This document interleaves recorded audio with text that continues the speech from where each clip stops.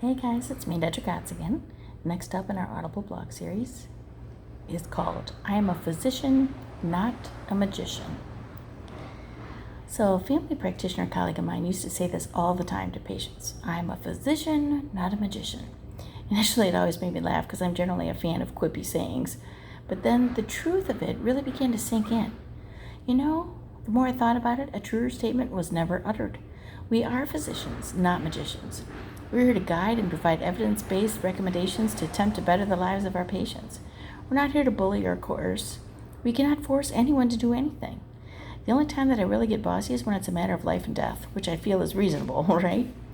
When we take the time to advise a patient on their next move, it is essential that we are not in the game by ourselves.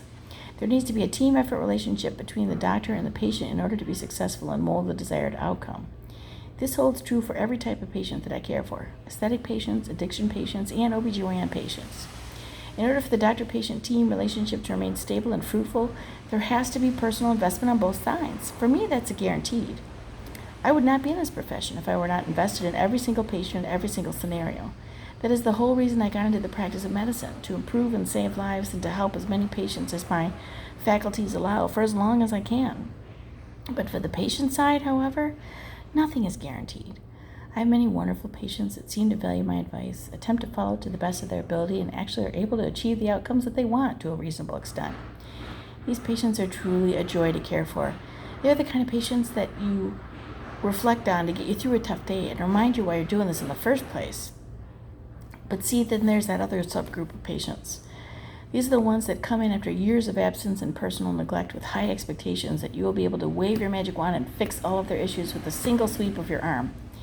These are the morbidly obese diabetics who've never even attempted to modify their lifestyles or their mental relationships with food and demand that you refer them for gastric bypass and are outraged when you hesitate. You try to explain to them how important it is to change their mental views about food and stick with some sort of weight loss plan and even psychological counseling for 6 months to increase their chances of success. This just further infuriates them since they're already frustrated and blinded by their quest for a quick fix for a problem that is many, many years in the making. These are the patients that request cool sculpting, which is a non-invasive fat-freezing procedure, thinking that it will shrink them from a size 24 to a size 2 with absolutely no effort on their part in terms of diet and exercise. And then they get angry when you advise them against it, because you're not out to take their money by doing something you know won't work, right? Shame on you. No, wait, that's wrong. These are the kind of patients that frustrate you, make you second-guess yourself, and leave you questioning if you'll ever be able to make a difference in their lives. Every interaction with them is like walking an agonizingly fine tightrope. Fall off on one side and you may satisfy them for a second, but you compromise your ethics. Fall off on the other side and you've done what's right, but they may leave and never come back. Either way, someone loses, whether it is you or the patient. The bottom line is that the doctor and patient have to be a team. Makes sense, doesn't it? Both parties should have the same goal, the well-being of the patient. It is ideal if both parties are on the same page, but not always possible. However, even if both sides are not in agreement, goals can be achieved as long as there's a personal investment on both sides. Both parties have to play an active role in order to achieve the desired outcome. The doctor has to be actively engaged in researching and recommending solutions for the patient. The patient has to be willing to take the necessary steps to attempt to follow those recommendations in order to achieve their goals.